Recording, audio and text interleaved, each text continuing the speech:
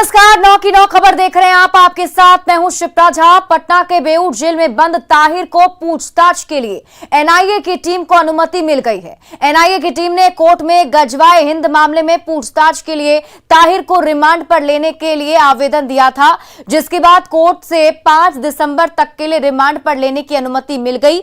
बता दें कि 14 जुलाई को ताहिर को भारत विरोधी गतिविधियों में संलिप्तता के आरोप में गिरफ्तार किया गया था। ताहिर का संबंध पाकिस्तान के संगठन से है। उसके मोबाइल फोन में चैट, फेसबुक और यूट्यूब के लिंक मिले हैं जो भड़काऊ और उन्मादी हैं। इसके तार देश से बाहर पाकिस्तान, यमन और बांग्लादेश से जुड़े हुए हैं। एनआईए की टीम ताहिर से पूछताछ करेगी, जिसमें कई बड़े खुलासे हो सकते हैं।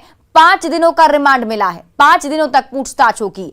पटना संवाददाता संजय कुमार हमारे साथ जुड़े हुए हैं। संजय, आज से पूछताछ होनी है, क्या कुछ तैयारी वहां पर अभी कर ली गई है? क्या जानकारी, कब से पूछताछ शुरू होगी?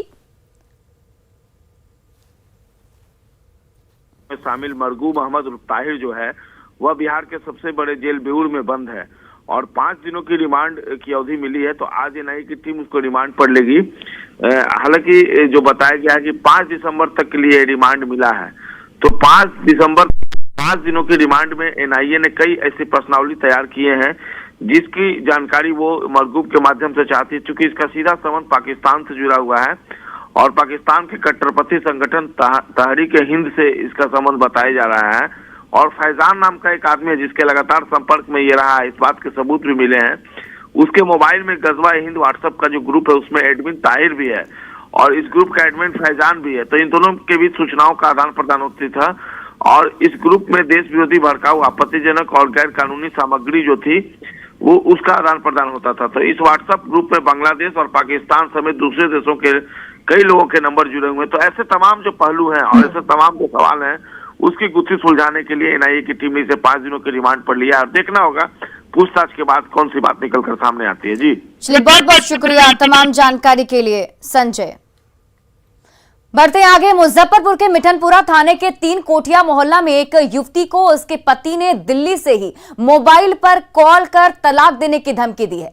फोन पर ऐसी धमकी मिलते ही युवती ने आत्महत्या की कोशिश की, लेकिन मोहल्ले के लोगों ने बचा लिया। इस महिला के समर्थन में कई महिलाएं आ गई हैं और थाने में शिकायत की है। महिलाओं ने 3 तलाक के खिलाफ थाने के सामने नारेबाजी भी की। महिलाओं का कहना है कि यह जुल्म असहनीय है। कानून के मुताबिक अगर आरोपित पति पर कार्रवाई नहीं हुई तो बड़े पैमाने पर इसके लिए आंदोलन करेंगी।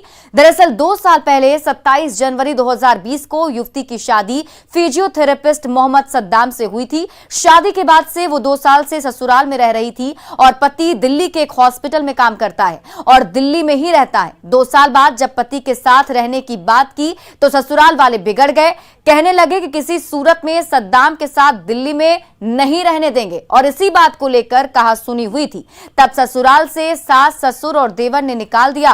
बीते 15 दिन से ये युवती मायके से लड़ाई लड़ रही है, लेकिन इसी बीच 2 दिन पहले पति ने कॉल किया और तलाक की धमकी दी। हमको मेरे शौहर के साथ हमको उनके साथ रहना है और वो अगर हमको नहीं रखेंगे तो हम फिर कुछ कर लेंगे अपने आप को। उनके साथ हमको यहाँ हम आए मदद के लिए कि ये लोग मेरा मदद करें, हमको वहाँ रखवाए। वो रीजन नहीं बता रहे कि रीजन क्या है, हमको रखना क्यों नहीं चाहते हैं, ये सब रीजन वो कुछ नहीं बता रहे। बस यही सब बात बोलने आया। वो इन पे कहते हैं कि तलाक देंगे, अब हमको छुटकारा चाहिए, अब तुमको रखेंगे नहीं हम। और 2 साल से हम अपने ससुराल में ही थे। 2020 27 जनवरी को इसका शादी हुआ। इसके शादी के बाद ये अपने ससुराल 2 साल से रह रही है और रहने के बाद ये अपने शौहर से बोली कि हमको आप अपने साथ रखिए, हम कितना दिन सास ससुर के साथ रहे हैं, हमको अपने साथ भी रखिए। तो इस बात पे इसका शौहर इसको कहता है कि हम कभी भी अपने साथ तुमको नहीं रखेंगे। गोपालगंज में पुलिस की पिटाई से एक दलित महिला की मौत का मामला सामने आया है और यह घटना जादूपुर थाना क्षेत्र के बरईपट्टी गांव का है। मृतक महिला का नाम माया देवी है, जो रामा बैठा की पत्नी थी। घटना से आक्रोशित परिजनों ने महिला के शव को जादूपुर थाने के गेट पर रखकर जमकर हंगामा किया। परिजनों का आरोप है कि बरईपट्टी गांव निवासी रामा बैठा और उनके पड़ोस के बच्चों के बीच मारपीट हुई थी, जिसमें एक पक्ष के फेकन बैठा ने थाने में आवेदन देकर मामले की जांच करते हुए कार्रवाई करने की मांग की थी। आरोप है कि जादूपुर थाने के एएसआई संतोष कुमार मामले की जांच करने गांव पहुंचे थे, जहां एएसआई ने रामा बैठा की पत्नी माया देवी की पिटाई कर दी। जख्मी हालत में माया देवी को परिजनों ने अस्पताल में भर्ती करा दिया, जहां इलाज के दौरान महिला की मौत हो गई। वहीं एसडीपीओ संजीव कुमार ने इस पूरे मामले में पुलिस की पिटाई से इनकार किया और बीमारी से महिला की मौत होने की बात कही है। हालांकि शव का पोस्टमार्टम कराने की बात जरूर कही जा रही है। बच्चों के लिए झगड़ा हुआ था, जिसमें पुलिस गई हम लोग को पकड़ने। तो मेरी माँ मुझे छुड़ा रही थी, पकड़ खींच रही थी, जिसमें मेरी माँ को यहाँ के जादूपुर थाना के छोटे बाबू ने 2-4 थप्पड़ मार दी, जिसकी वजह से मेरी मम्मी के सर पे अंदरूनी चोट आई। गांव के लोग ना केस करे दिए, हमरा के मना कर दिए, हम मान गए। और ओकरा के चढ़ा बढ़ा के केस करा के पुलिस के पैसा वैसा दे के बोला के ले गए। पुलिस पूछी तो बात तो तड़ातड़ पुलिस हाथ से मारियो दिया, बंदूकों से मारत रहे, लड़कों के भी मारा है, दोनों सन के। पुलिस के मारने क्या हो गया है? मार नहीं सो इसका प्राण छूटा। नहीं, आरोप कुछ नहीं लगाया जा रहा है। वो गलतफहमी में वो लोग डेड बॉडी लेके आ गए थे, जैसा कि आप सभी उनका भी बयान लिए हैं। वो लोग गलतफहमी में डेड बॉडी लेके आ गए थे। दरअसल 2 दिन पहले 2 पटदार हैं, सभी कोई अनुसूचित जाति से आते हैं, बरईपट्टी पंचायत में, तो आपस में लड़े थे। फिर आपस में ही गांव के जनप्रतिनिधियों ने कंप्रोमाइज़ करा दिया था। वो आज किसी और कारण से वो उनकी मौत हो गई। महिला जो थी माया देवी उनकी। कटिहार में एक युवक की मौत पर जमकर बवाल हुआ है। परिजनों पर पुलिस पर पिटाई का आरोप लगाया, जिससे युवक की मौत हो गई। परिजनों का कहना है कि मामूली विवाद में पुलिस ने युवक को थाने में बंद कर दिया और उसकी जमकर पिटाई कर दी। जब युवक की हालत खराब हो गई तब पुलिस ने उसे छोड़ दिया, जिसके बाद परिजन उसे अस्पताल लेकर गए, जहां इलाज के दौरान युवक की मौत हो गई। आक्रोशित परिजन न्याय की मांग कर रहे हैं।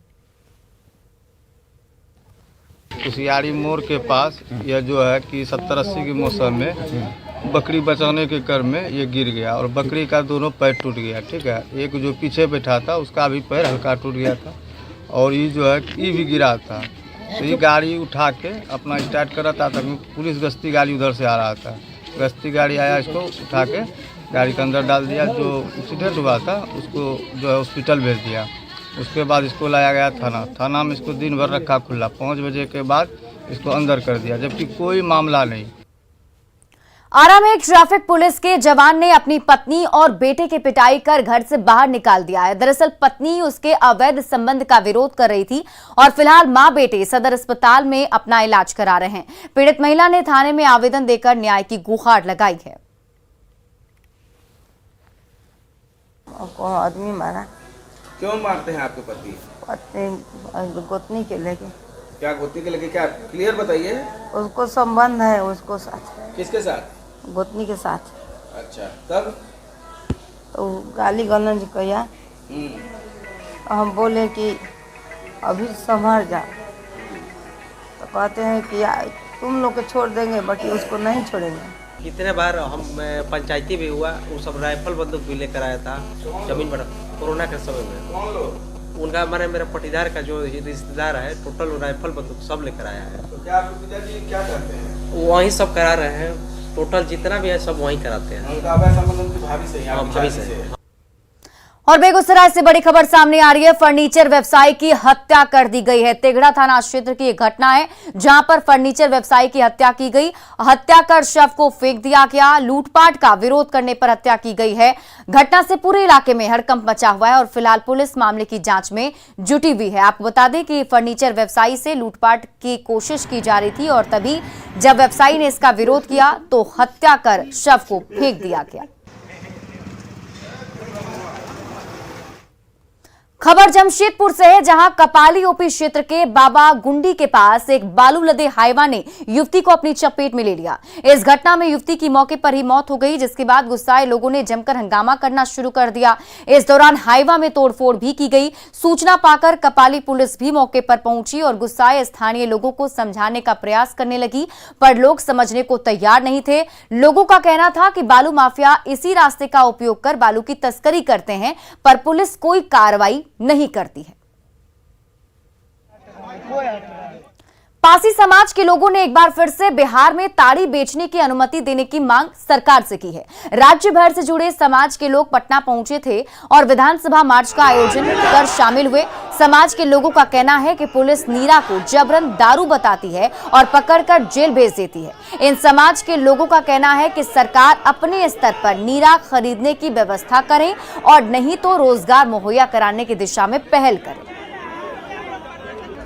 राज्य से राजधानी पटना में पहुंचे हैं और यहां पर कई मांगों को लेकर वो प्रदर्शन कर रहे हैं। पहले गांधी मैदान के पास पुलिस से झड़प हुई, पथराव हुआ, लाठीचार्ज हुआ और फिर लोग आगे बढ़ते गए और डाकबंगला चौराहे के पास अभी भी जाम कर दिया है लोगों ने। और देखिए, लड़ाई लड़ेंगे और जीतेंगे भी। ये लड़ाई लड़ रहे हैं, किस तरह की लड़ाई लड़ रहे हैं और क्या डिमांड है, एक शख्स से बात करते हैं। सर, हम लोग तारी व्यवसाय से, हम सहरसा जिला के रहने वाले हैं। पूरा न्यू अखिल भारतीय पासी समाज की तरफ से हम मान रहे हैं कि हमारा तारी व्यवसाय फ्री किया जाए। हम लोग को सरकार शराब बना करके शराब के केस में हम लोग को अंदर कर देता है। 10 से 12 साल का एक ठो लड़का सूरज कुमार या ऐसे कुछ भी होसनचक से ले गया। 10 साल का मात्रा वो लड़का है और वो सिर्फ द्वार पर कुछ भी नहीं कर रहा था, सिर्फ बैठा हुआ था और उसको एक्साइज विभाग के द्वारा ले गया, उठा करके जेल में डाल दिया। मतलब गलत तरीके से, हाँ, गलत तरफ से बोला ये तारी है, तारी दारू तुम बेच रहा है, इसीलिए। और हम लोग बोले भी तो हम लोग को बहुत मारे भी थे। हमारा कहना है कि तारी को फ्री कीजिए। नीरा सरकार जो बोला नीरा चालू कीजिए। नीरा हम उतारते हैं, कौन पिएगा नीरा? सरकार लेगा नीरा? नीरा बोला कि हम नीरा को अति खोलेंगे, तो क्या हुआ? नीरा रखा तारी बन जाता है तो हम क्या करें? हम क्या करके खाएंगे पिएंगे? दारू पुलिस घरे घर बेचवाता है, रुपया लेता है और तारी वाला को दारू कह के जेल में अंदर करवाता है। सर, अगर हमरा नीरा बंद करना चाहते हैं नीतीश कुमार जी तो हम लोग को नौकरी दे, हम लोग को सहारा दे, हम लोग को चांस दे, हम लोग को कोई रोजगार दे। सर, हम अभी क्या करते हैं? अभी हम लोग नीरा उतारते हैं सर। पासी समाज है हम लोग सहरसा जिला से हैं सर। नीरा जो आप उतारते नीरा बिक जाता है? जी सर, बिक जाता है, पैकारी बिक जाता है सर। तो फिर क्या प्रॉब्लम? जब बिकी जाता है तो उसमें भी प्रशासन आता है, पकड़ के ले जाता है सर, जबरदस्ती पकड़ के ले जाता है। जी सर, इसमें दारू है तो ये है तो वो है, फलना है चिल्ला। जी सर, सरकार ने ताड़ी पर भी प्रतिबंध लगा दिया, लेकिन नीरा ये अहले सुबह जरूर उतारते हैं, लेकिन कोई खरीदने वाला नहीं होता है। तो डिमांड है कि सरकार खरीद ले इनसे नीरा, और जो नीरा बच जाता है उसको चाहते कि वो बर्बाद न हो और उसको यूज किया जाए। इनकी मांग सरकार तक पहुंच रही है। सरकार का क्या रुख होता है, लेकिन फिलहाल पासी समाज के लोग बेहद नाराज दिख रहे हैं। कैमरा पर्सन दीपक के साथ संजय कुमार, न्यूज़ 18 पटना। नवादा से जमुई जिले तक जाने वाली SH82 का हाल इन दिनों बद से बदतर हो चुका है और सड़क की हालत निर्माण कंपनी की लापरवाही के कारण हुई है। नवादा के कादिरगंज से जमुई जिले के खैरा तक जाने वाली SH82 का निर्माण दिसंबर 2018 से शुरू हुआ था, जिसे मार्च 2021 में ही बनकर तैयार हो जाना था, लेकिन कंपनी की लापरवाही के कारण आज तक इस सड़क का निर्माण नहीं हो सका है। कुल 524 करोड़ की लागत से इस सड़क को बनाया जाना था, लेकिन निर्धारित समय बीत जाने के बाद भी इसका निर्माण कार्य अभी तक लटका हुआ है। मौके से और अधिक जानकारी दे रहे हैं सहयोगी अनिल विशाल। नवादा से जमुई जिले तक को जोड़ने वाली SH82 का हाल इन दिनों बहुत ही जर्जर है और यह सड़क जो पिछले 2018 दिसंबर से काम लगातार जारी है, मगर यह काम अभी तक पूरा नहीं हुआ है। मार्च 2021 में इस काम को पूरा हो जाना था, मगर इसका निर्माण कार्य जो है अभी तक पूरा नहीं हुआ है। जो कंपनी इसे बना रही है वो इसे बनाने में काफ़ी अनियमितता भी बरत रही है और साथ ही साथ जो कार्य अवधि जो था उसमें भी वो काम नहीं कर पाई है, जिसके कारण इस पूरे सड़क में 75.1 किलोमीटर का यह सड़क है जो अभी तक पूरा नहीं हुआ है और 3 साल के समय गुजर जाने के बाद भी इसका जो है निर्माण अभी तक नहीं हो सका है।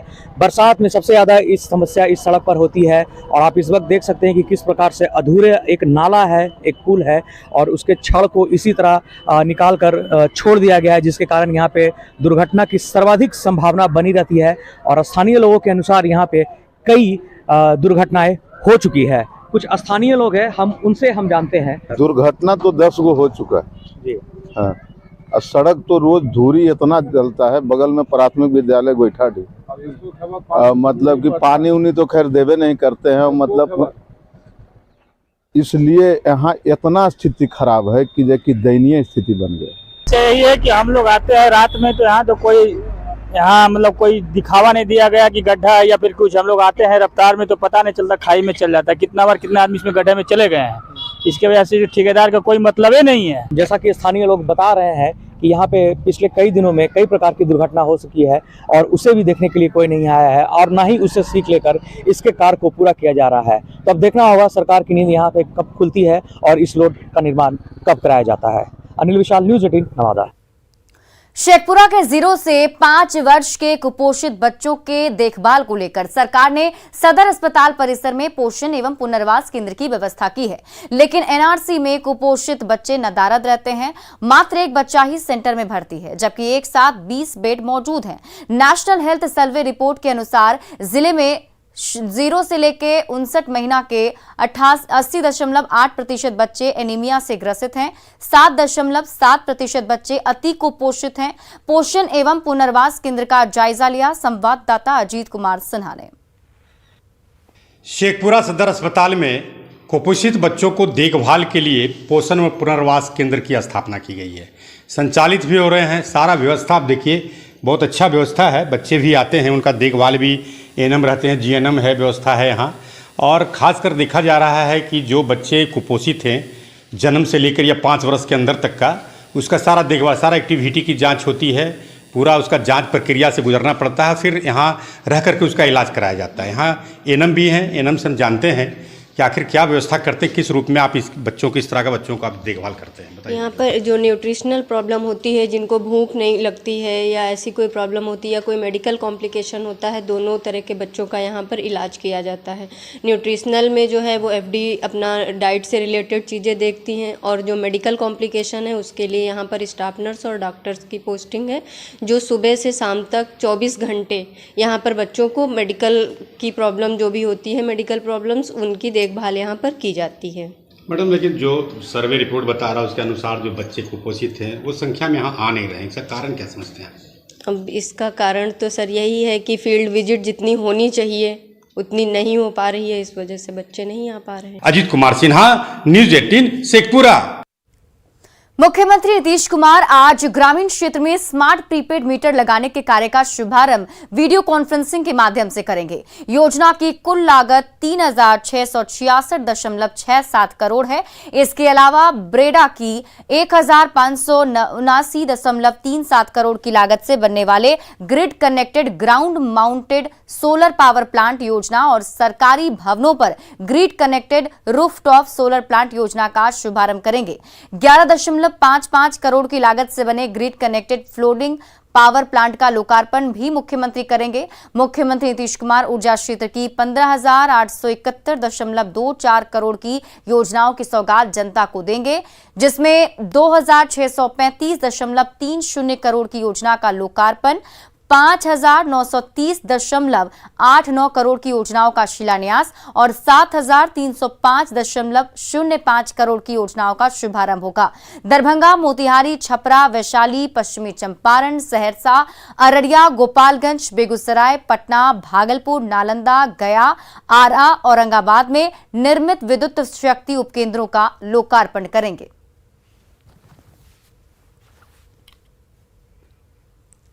झारखंड में दिन ब दिन बिजली का संकट गहराता जा रहा है। दिन भर तो आंख मिचौली होती ही रहती है, शाम ढलते ही अंधेरा छा जाता है। स्कूली बच्चों से लेकर व्यवसायी तक परेशान हैं।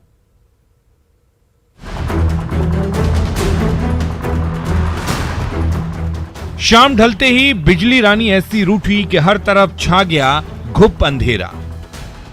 बल्ब बुझ गई, ट्यूबलाइट ने जवाब दे दिया तो मोमबत्ती ही काम आई। जी हां, ये हालात हैं झारखंड की राजधानी रांची की, जहां रोजाना कम से कम 4 से 5 घंटे बिजली रानी गायब रहती है। जैसे ही बच्चे किताब कॉपी लेकर होमवर्क करने बैठते हैं, तभी बिजली की आंख मिचोली शुरू हो जाती है। मोमबत्ती की टिमटिमाती रोशनी में आखिर बच्चे क्या पढ़ें? होमवर्क न करें तो टीचर से फटकार सुननी तय है। सुबह में तो 6 बजे कटता है रोज, और शाम को भी 7 या 8 बजे रोज कट जाता है। उसी समय पढ़ाई का समय? हाँ, उसी टाइम तो पढ़ाई का समय होता है, लेकिन हम लोग पढ़ नहीं पाते। पढ़ते हैं तो उस समय लाइट नहीं रहता है और घर में बिजली सुविधा भी नहीं है कि हम लोग पढ़ सके। हाँ, लाइट रहना चाहिए होमवर्क मिलता है, अभी जाते हैं शाम हो जाता है। फिर अभी एग्ज़ाम भी आने वाला है और लाइट बहुत ज़्यादा कटता है, रोज़ शाम 6 बजे कटता है और लेकिन 9 बजे तक आता है। स्कूल में भी डांट पड़ती होगी, घर में भी डांट पड़ती होगी, पढ़ाई नहीं करते? हाँ, पढ़ता तो है। बिजली की कटौती से स्कूल के बच्चे तो परेशान हैं ही, व्यवसायियों की मुश्किलों का भी ठिकाना नहीं है। समय पर बिजली बिल भरने के बावजूद कभी नियमित बिजली नहीं मिलती, ऊपर से जेनसेट और डीजल का खर्च और बढ़ जाता है।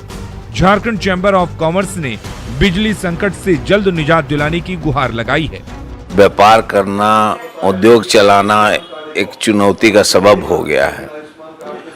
बिजली गांव देहात में तो बिल्कुल ही 10 घंटा 12 घंटा पर आ गई है। पूरे झारखंड को बिजली से जगमगाने के लिए कम से कम 1300 मेगावाट बिजली की जरूरत है, पर मिल रहा है सिर्फ 8 से 900 मेगावाट। जाहिर है बिजली की किल्लत ने झारखंड में जनजीवन को अस्त व्यस्त करके रख दिया है। ओम प्रकाश, न्यूज़ 18, रांची। और फिलहाल इस बुलेटिन में अभी के लिए बस इतना ही। आप देखते रहिए न्यूज़ 18 बिहार झारखंड।